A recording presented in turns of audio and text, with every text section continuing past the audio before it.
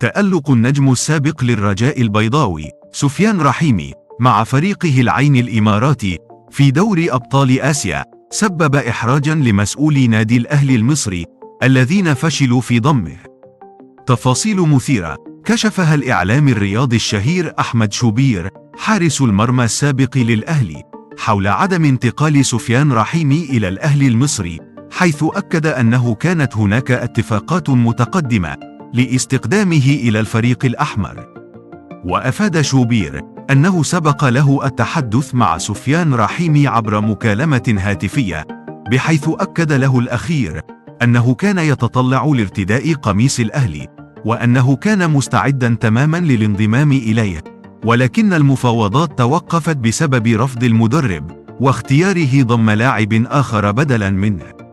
تصريحات شوبير وتأكيده على الاتفاق المسبق مع رحيمي تبرئ فريق الرجاء من المسؤولية في هذا الأمر، وتكشف عن انقسام الرأي داخل الأهلي حول قرار عدم ضم اللاعب رحيمي.